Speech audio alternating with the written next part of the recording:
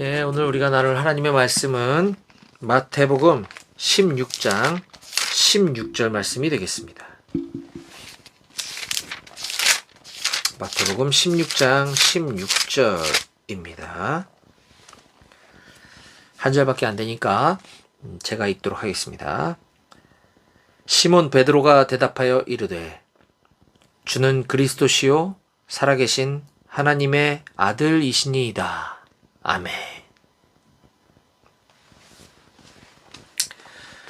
예, 어제 정부의 발표가 있었습니다. 사회적 거리두기 현행 단계가 2주 더 연장된다고 발표가 있었죠.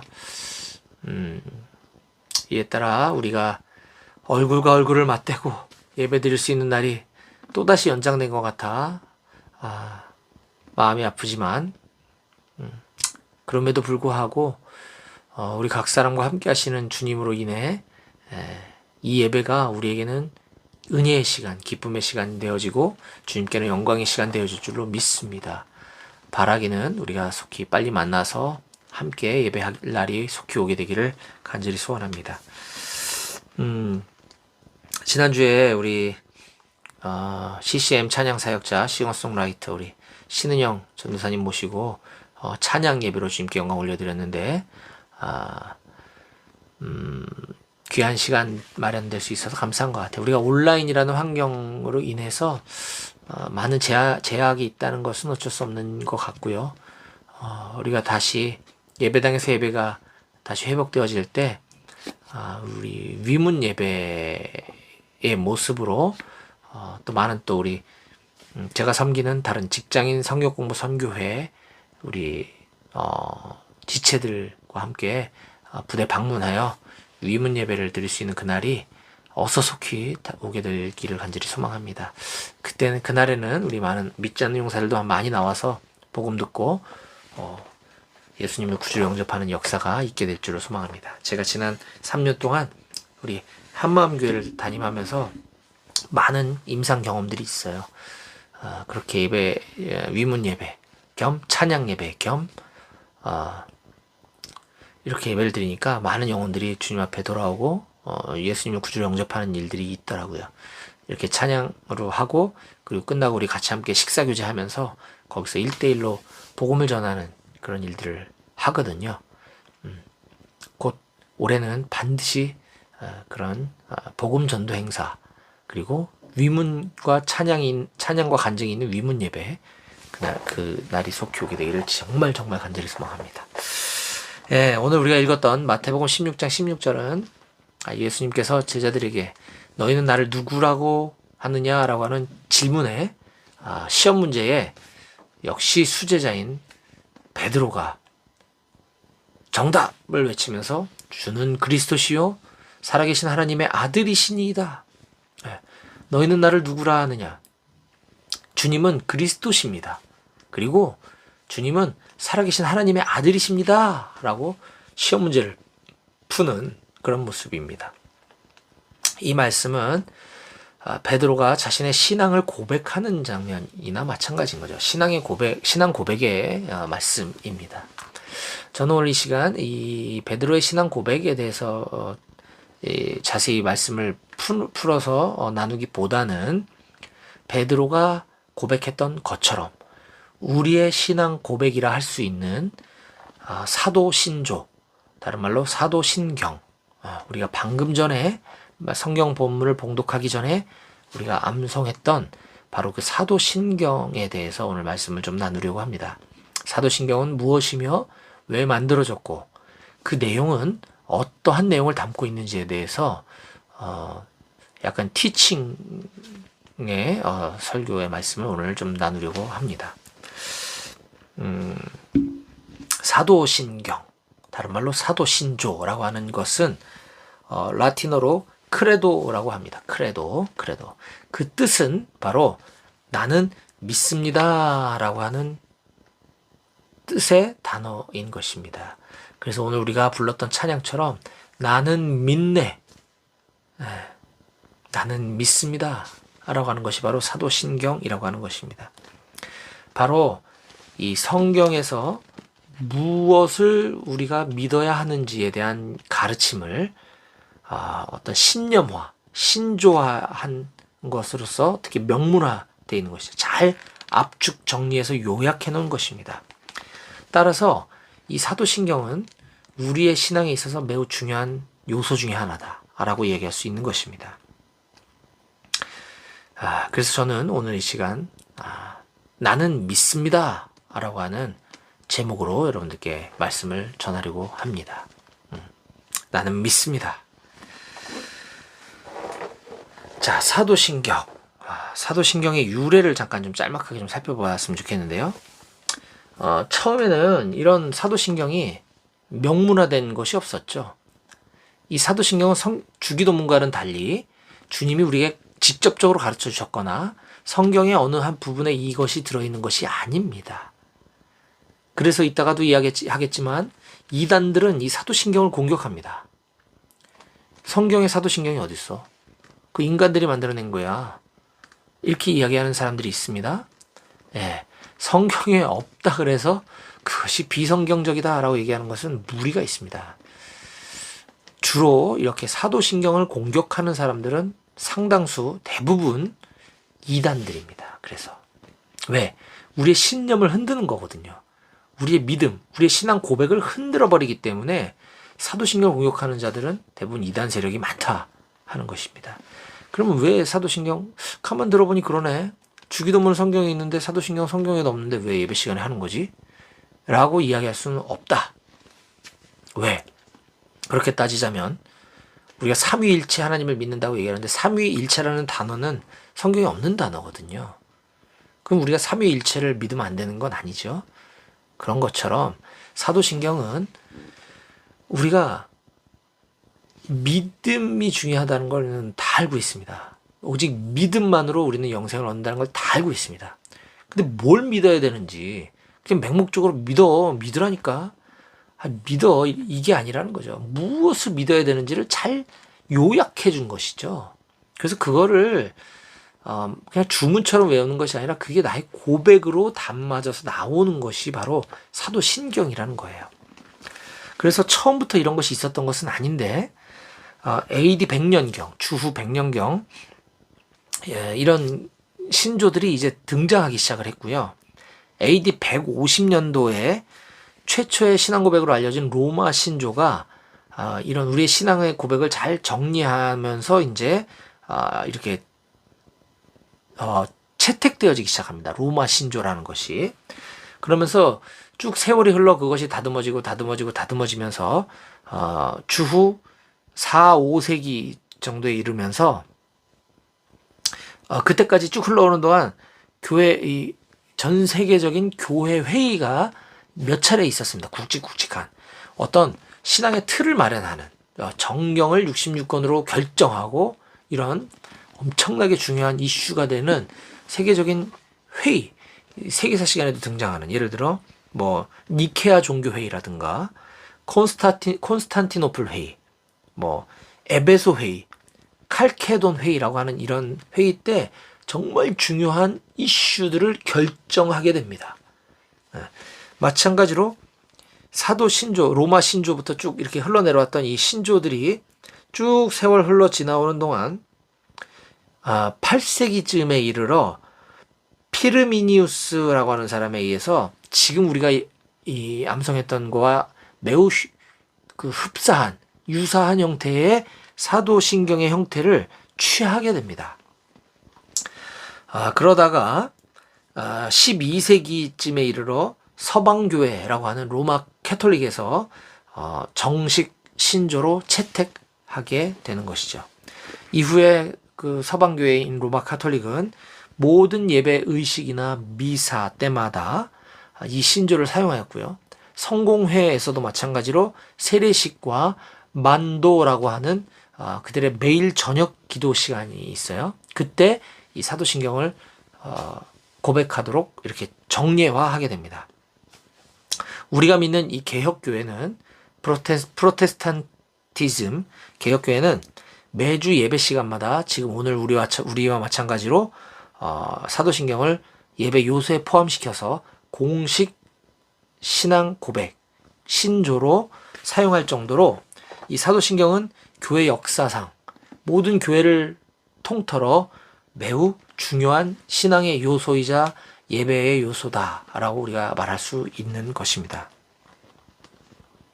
그래서 우리가 사도신경에 대해서 좀 알 필요가 있는데, 제가 쭉 이렇게 지나보면 교회에서 이 사도신경은 주로 입교 문답 때 또는 세례 교육 때 잠깐 언급하는 것이 아마 전부가 아닌가 싶어요. 그때 뭘 알겠습니까? 우리가 믿음 생활 교회에 처음 몇 번 이렇게 발 디뎠을 때 세례받기 전에 그냥 받아야 되는 교육 중에 그냥 흘겨 듣는 것으로 일평생 그냥 지나가는 경우가 많은데, 우리 매주 예배 때마다 이걸 외운단 말이에요. 그러다 보니 그냥 형식으로 흘러가는 경우가 있다 하는 것이죠. 마치 주문 외우듯이 그냥 중얼중얼 뜻도 의미도 별로 생각하지 않은 채 그냥 말로만 이렇게 하는 경우가 많은데, 이것은 우리 믿음의 선배들로부터 흘러내려온 것이지만, 우리가 신앙의 유산으로 계승되어 온 것이지만, 이것이 나의 고백이 되어져야 된다는 게 매우 중요하다 하는 것입니다. 따라서 오늘 이 시간에 이 사도신경의 한 문장 한 문장을 좀 더 살펴보는 시간을 좀 가지려고 해요. 자, 우리 성경이 있는 사람, 또 성경이나 찬송이 있는 사람은 맨 앞장을 펼쳐보시면 거기 사도신경이라는 것이 있는데요. 또 아까 우리 정채성 상명이 올려줬던 그 채팅창에 있는 내용을 좀 보면서 함께 좀 보았으면 좋겠습니다. 근데 조금 아쉬운 거는 이게 우리가 성경도 옛날에는 개역 한글 성경을 보다가 이게 너무 문장이 어렵고 고어체로 기록되어 있다 보니, 구어체가 아니고 고어체로 기록되어 있다 보니 이걸 조금 수정하면서 어떤 정경의 권위를 흐트러뜨리지 않는 개역 개정 성경으로 번역이 되었어요. 그러면서 그때 주기도문과 사도신경도 약간 단어와 표현 방법을 약간 다듬었습니다. 그래서 저처럼 옛날부터 교회 다녔던 사람들은 주기도문 사도신경 옛날 버전이 머릿속에 들어있어요. 그리고 최근에 이 새로 바뀐 것들을 예배 시간에 하는 데가 있고 옛날 거를 하는 데가 있단 말이에요. 이게 혼재가 되다 보니까 자꾸 이 머리에서 엉켜요. 그래서 막 옛날 거 하다가 새 거 나왔다가 막 자꾸 꼬이는데, 참 안타깝죠. 그래서 좀 이 한국 교회가 이게 좀 통일되어지기 원합니다. 아마 여기는 여러분들 중에도 군의구 전에 다녔던 교회에서는 옛날 버전의 사도신경 주기도문을 하다가 온 용사도 있을 테고 한데, 우리 한국 군인 교회는 모두가 다 이 새로 바뀐 사도신경과 주기도문을 하고 있기 때문에 우리가 그걸로 계속 하고 있는 거거든요. 그래서 이게 빨리 좀 정착되어지고 통일되어지기를 좀 갈망합니다. 어쨌든 이거는 표현 어투의 문제이기 때문에 그렇게 중요한 요소는 아니고요. 내용이 중요하기 때문에 이 내용을 좀 살펴보겠습니다. 자, 첫 번째로 새로 바뀐 거 우리가 하는 걸로 할 거예요. 나는 전능하신 아버지 하나님 천지의 창조주를 믿습니다. 예, 여기에 주어와 동사가 있고 그 안에 목적어가 여러 수식어를 동반해서 등장하고 있죠. 예, 국어 시간 아니지만 주어 동사가 뭡니까? 바로 나는 믿습니다라고 하는 것이죠. 나는 믿습니다. 무엇을? 이렇게 되어 있어요. 그래서 아까 사도신조를 크레도라고 하면서 나는 믿습니다라고 하는 거라고 했죠. 오늘 설교 말씀이 제목이 바로 나는 믿습니다인데, 지금 우리가 벌써 첫 문장에서부터 나는 무엇을 믿습니다라고 시작을 합니다. 그런데 사도신경에는 전체적으로 크게 세 가지를 믿는다라는 고백의 틀을 가지고 있어요. 그 중에 바로 첫 번째가 바로 뭐냐면 나는 하나님을 믿습니다라는 것이죠. 두 번째, 무엇을 믿는다고 하겠습니까? 바로 나는 예수님을 믿는다고 하는 말이 좀 이따가 나와요. 그리고 또 뒤에 나는 성령님을 믿습니다. 즉 나는 하나님을 믿습니다. 나는 예수님을 믿습니다. 나는 성령님을 믿습니다. 나는 삼위일체 하나님을 믿는다고 하는 신앙의 고백이 이 사도신경의 뼈대다라고 하는 것입니다. 그러니 사도신조를 흔들면 곤란한 세력인 것이에요. 자, 맨 처음 첫 문장 나는 하나님을 믿는데 그 하나님은 어떤 하나님이시냐에 대해서 다시 세 가지를 소개하고 있습니다. 자, 첫 번째 뭐죠? 나는 전능하신 하나님을 믿습니다. 또 두 번째, 나는 아버지 하나님을 믿습니다. 세 번째, 나는 천지를 창조하신 하나님을 믿습니다라는 것이에요. 이게 한 문장에 다 들어있죠? 네, 바로 그겁니다. 우리가 믿는 하나님은 바로 능치 못하실 일이 없으시고 완전하시고 무한하시고 우리가 상상할 수 없을 정도로 모든 거 다 하실 수 있는 하나님이시다. 난 그 하나님을 믿는다는 거예요. 나는 마호메트, 석가모니, 공자 이런 인간들을 믿는 게 아니고요. 나는 전능한 하나님을 믿는다라는 것이고요. 그 하나님이 바로 내 아버지심을 믿는다는 것입니다. 이건 타 종교라는 있을 수도 없는 거지만 타 종교인들은 부러워해야 되는 거예요, 우리를. 야, 나도 너네 하나님을 내 아버지라고 하면 안 되겠냐? 이렇게 돼야 되는 것이죠. 또 그 하나님 나의 아버지심을 믿는데요. 그 내 아버지시자 또 이 전능하신 하나님은 온 천지 만물 우주를 창조하시는 분이시다라는 것을 믿는다라는 것입니다. 이게 우리의 첫 번째 고백인 거예요. 내가 입으로 고백했던 사도신경의 첫 마디는 그러니까 무엇이었는지 여러분들 잘 생각하셔야 합니다. 내가 하나님을 믿습니다. 그 하나님은 이러한 하나님이다 라는 것이에요. 자, 그 다음 두 번째, 아까 하나님 다음에 또 뭘 믿는다 그랬죠? 누굴 믿는다 그랬죠? 바로 예수님을 믿는다 그랬죠. 두 번째 문장입니다. 사도신경에 나는 그의 유일하신 아들 우리 주 예수 그리스도를 믿습니다. 여기도 동일하게 주어 동사로 끝나죠. 나는 믿습니다. 중간에 목적어가 나오죠. 바로 예수님을 믿는다는 것인데 여기서도 마찬가지 예수님에 대해서 세 가지로 소개를 합니다. 우리 예수님은 어떤 예수님이냐? 첫 번째, 그의 유일하신 아들 예수님을 믿는다. 그가 누구예요? 아까 얘기한 하나님. 나는 하나님의 유일하신 아들 예수님을 믿어. 예수님을 믿습니다. 라는 거고요. 두 번째, 그 예수님은 우리의 주인 되심을 내가 믿습니다. 라는 거죠. 우리 주 예수 그리스도를 믿습니다. 나는 우리 주인 되신 예수님을 믿습니다. 라는 거고요. 세 번째, 나는 그 예수가 그리스도라는 것을 믿어요. 라는 겁니다. 나는 예수님이 그리스도이심을 믿습니다. 그리스도는 다른 말로 메시아 그리스도는 다른 말로 구원자라고 하는 뜻입니다. 나는 예수님이 나를 구원하신 분이시라는 사실을 믿습니다라는 거예요. 나는 그의 유일하신 아들 우리 주 예수 그리스도를 믿습니다. 이 문장 안에는 나는 예수님을 믿습니다. 그런데 그 예수님은 하나님의 유일하신 아들이시고요. 그 예수님은 나의 주인 되시고요. 그 예수님은 나를 구원하신 분이세요. 그 예수님을 내가 믿어요. 라고 하는 것입니다. 여러분도 그 믿음이 실제가 되기를 소망합니다. 아멘. 자, 그 다음 문장을 보겠습니다. 그 다음 문장은 바로 성령님으로 넘어가지 않고요. 예수님에 대해서 조금 더 우리의 믿음을 표현하고 있습니다. 우리가 믿는 개혁교회는, 개신교회는 그리스도교입니다. 그리스도교. 예수교예요. 예수교. 우리가 기독교라고 하는 이 기독은 바로 그리스도의 한자어거든요. 우리는 그리스도, 예수교. 우린 예수를 믿는 사람입니다. 하나님을 믿는다고 하는 종교들은 조금 있어요. 유대교인들도 하나님을 믿거든요. 그 하나님은 우리와 같은 하나님이에요. 그러나 그들은 예수님을 믿지 않아. 우리와 달라요. 그럼 우리는 기독교인 거예요.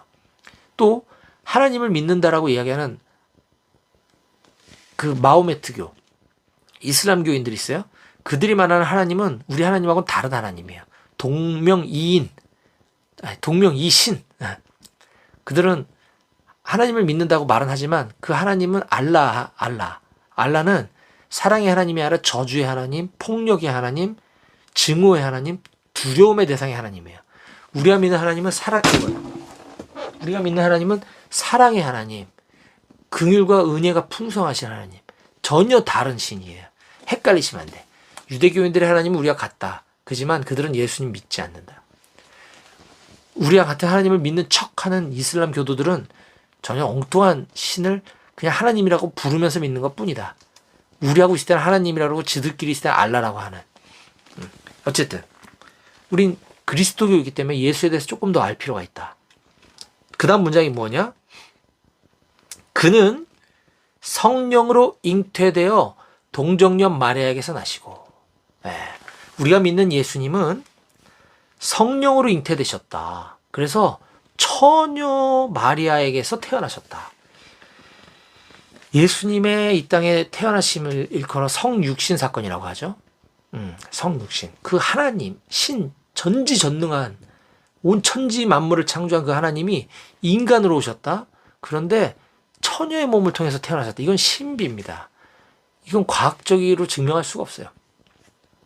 과학은 인간이기 때문에, 인간의 학문이기 때문에 이건 신비의 영역인 것이죠. 그런데 왜 예수님 그렇게 복잡하고 어렵게 오셨어야 했나요?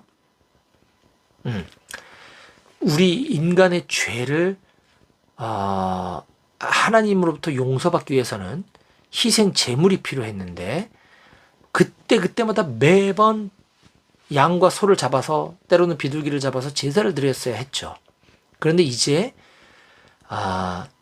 우리와 동일한 모습을 취한 예수님이라고 하는 한 인간이 모든 인간을 대신해서 죽음으로 인해서 이제 우리의 죄가 용서를 받게 되었는데 그 예수라고 하는 인간이 우리와 똑같은 죄를 가지고 태어난 인간이라면 그 죄를 가진 인간이 모든 인간의 죄를 용서한다는 건 모순이라는 것이죠.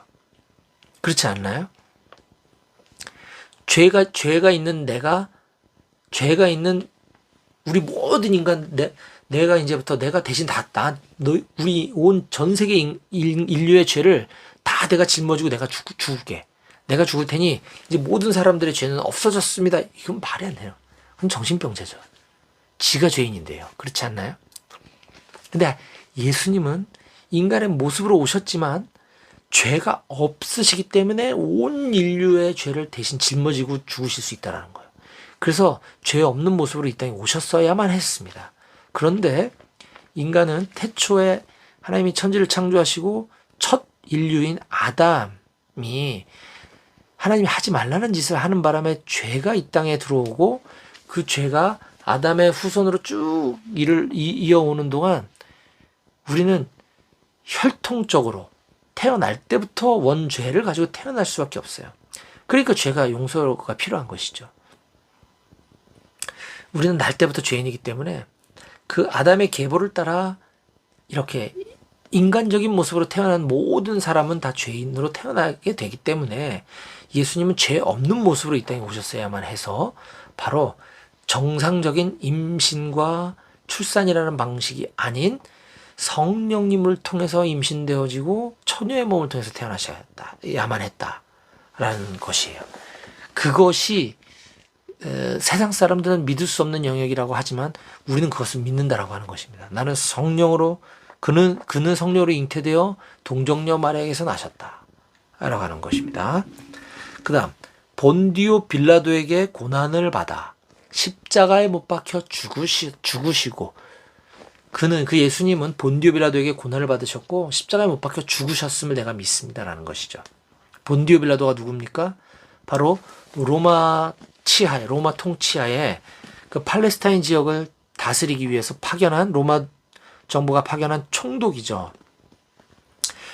그는 군중들이 예수라고 하는 사람을 죄인으로 처벌하기를 원하자 조사를 합니다. 그가 어떤 죄를 가지고 있는지 죄를 찾아내야 그 죄를 가지고 처형을 할 거 아니에요. 그 죄에 합당한 처분을 내리겠죠. 그래서 예수님을 신문한 결과 아무런 죄가 없다는 사실을 알았어요. 빌라도 총독은. 그런데 군중들을 의식한 나머지 군중들이 두려워 죄가 없다는 사실을 알면서도 예수님을 십자가에 사형시켜버리는 아주 큰 잘못을 저지르게 됩니다. 하나님을 처형시킨 장본인이 바로 빌라도인 거죠. 아주 불명예스러운 인물로 역사에 남게 되는 것입니다. 이 사도신경을 고백할 때 단순히 그 사실을 믿는 것에서 그치는 것이 아니라 우리의 모습도 우리가 예수 그리스도를 믿는 이 그리스도인으로 살아가면서 세상을 의식하여 세상이 두려워 그것을 감추고 살아서는 안 되겠다. 특히 오늘날과 같이 이 코로나 시대에 일부 교회, 일부 기독교인들로 인해서 세상이 우리를 욕하지만 그것이 두려워 본디오 빌라도와 같은 우리의 믿음을 감춘다거나 그 사실 예수가 그리스도시고 예수가 유일한 구원자라고 하는 그 믿음을 두려워 감추고 살아가서는 안 되겠다 라고 하는 사실 여러분들 꼭 명심하시기 바라겠고요. 어쨌든 다시 돌아와서 장사된 지 죽으셨다가 예수님께서 죽으셨다가 십자가에 못 박혀 죽으시고 장사된 지 사흘 만에 죽은 자 가운데서 다시 살아나셨으며, 예, 여기서 아직 문장은 안 끝났지만 그걸 믿는다는 거죠. 그분은 죽으셨다가 장사된 지 사흘 만에 다시 살아나셨다. 부활하셨다. 이걸 내가 믿는다라는 것이에요. 예수님께서 우리 알고 있는 것처럼 금요일 오후 3시에 돌아가셨습니다. 그리고 나서 예수님은 그 다음 날인 안식일, 토요일이 안식일이죠. 안식 후 첫날, 바로 주일입니다. 주일날 부활하셨습니다. 그걸 우린 믿습니다라는 거예요. 장사 지낸 지 사흘 만에 죽은 자 가운데서 다시 살아나셨다. 여기에 우리는 여기서 또 다시 한번 아는 사람도 있겠지만 궁금한 사람도 있을 것 같아서 제가 설명합니다. 사흘 만에 살아나셨다는 건 3일 만에 살아나셨다는 거죠. 그렇죠? 이 3일은 금요일날 돌아가셨는데 토, 일, 월에 살아나신 게 아니에요. 금요일을 첫날로 치는 겁니다. 금, 토, 일. 그래서 주일날 부활하신 거예요. 이 부활하신 주일을 기념해서 우리는 주일 예배를 드리고 있는 겁니다. 그런데 아직도 여전히 안식일에 묶여서 안식일을 지키지 않으면 큰일 난다고 믿고 있고 안식일을 지키는 사람들은 예수 그리스도의 부활을 믿지 않는 자들이에요. 그래서 제7일 안식일 예수 재림교가 이단인 것입니다. 뭐 그뿐만이 아니죠. 여러 가지 이단적인 교리들이 많아요. 예수를 유일한 구원자, 예수님의 죽으심과 부활하심과 승천하심과 재림을 믿는 것이 정통 개신교고 그 중에 하나라도 삐끗하면 그건 다 이단인 거예요. 아무튼 그래서 예수님은 장사 지낸 지 사흘 만에 금요일날 장사되셨고 사흘인 주일날 안식 후 다음 첫날 다시 살아나셨음을 내가 믿습니다라는 것이고요. 하늘에 오르시어 전능하신 하나님 우편에 앉아 계시다가, 그 부활하신 예수님께서는 40일 동안 부활하신 몸을 친히 드러내셔서 수많은 사람들에게 증거해 주셨어요. 스스로 증인이 되셨어요. 많은 사람들이 그 모습을 보았어요. 그리고 수많은 사람들이 보는 앞에서 하늘로 올라가셨습니다. 하늘에 오르시어 전능하신 하나님 보좌 우편에 앉아 계십니다. 지금 이 순간에도 앉아 계셔요. 그 사실을 내가 믿는다는 겁니다. 자, 예수님께서는 그냥 지두새도 모르게 올라가셨으면 그 누가 믿겠습니까? 수많은 증인들이 보는 앞에서 마지막 유언과 같은 당부의 말씀을 하시죠.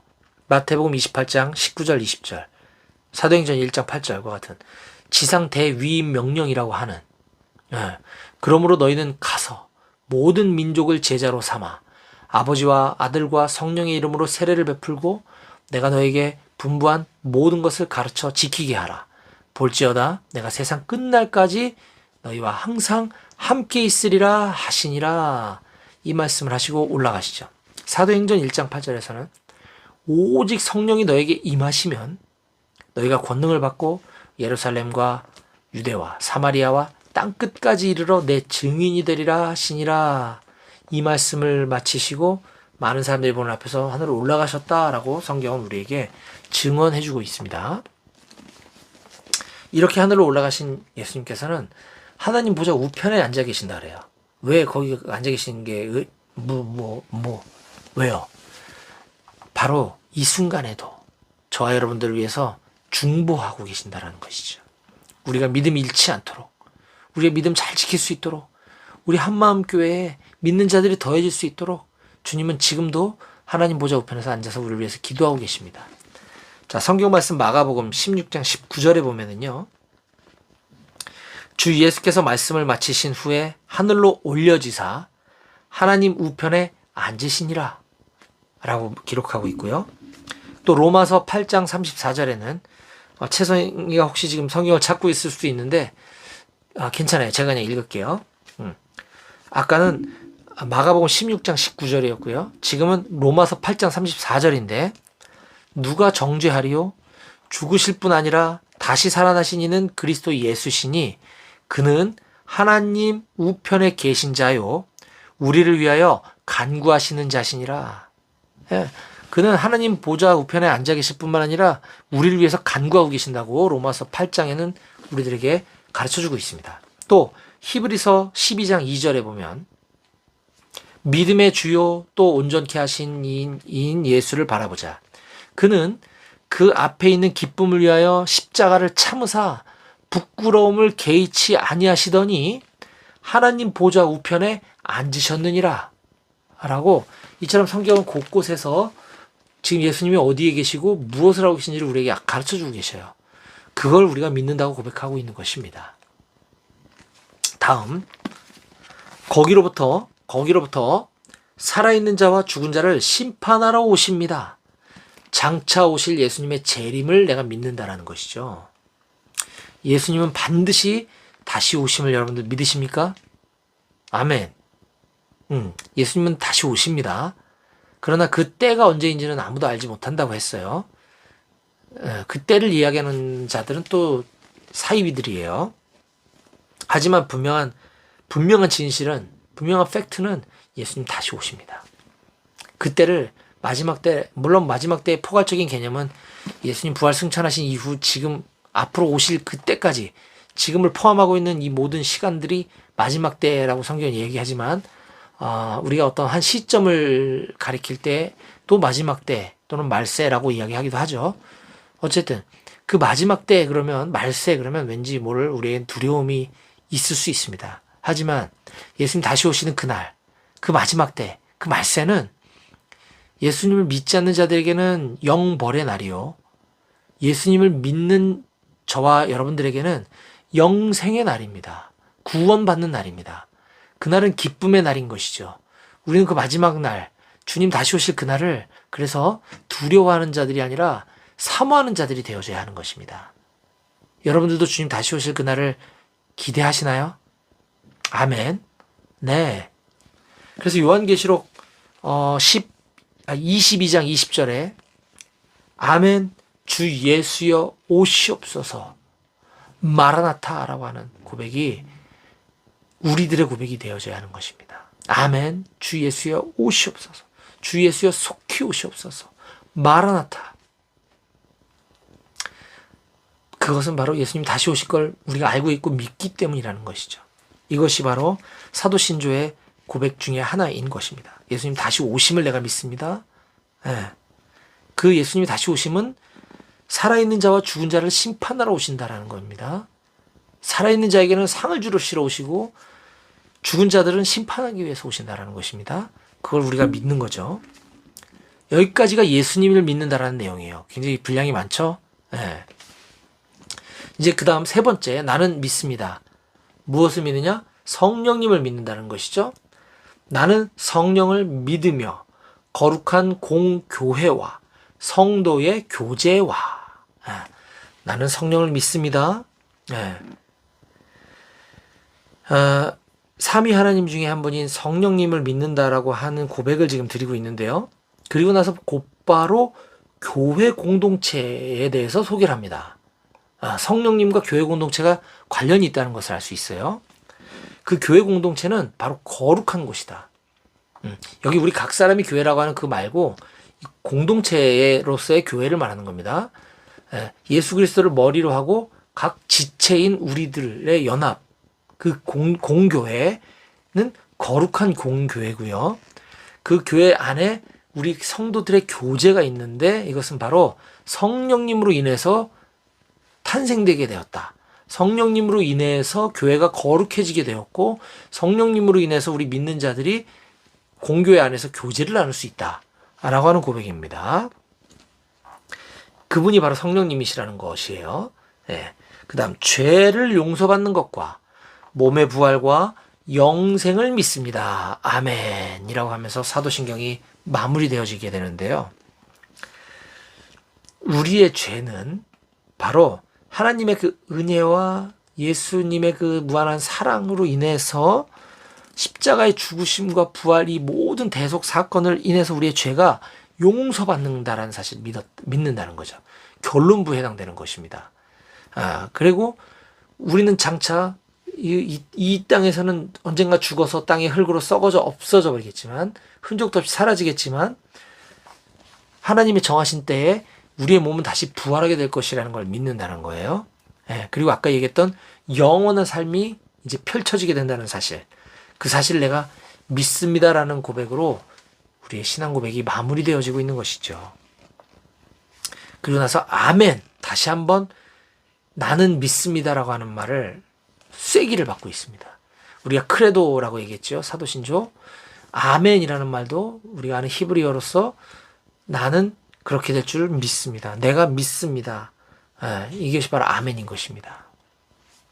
여러분, 지금까지 사도신경의 기원과 사도신경의 필요성, 그리고 사도신경의 그 각 요소들 내용에 대한 의미에 대해서 여러분들 우리가 살펴봤습니다. 이제 앞으로 예배 시간이나 예배 의식 때마다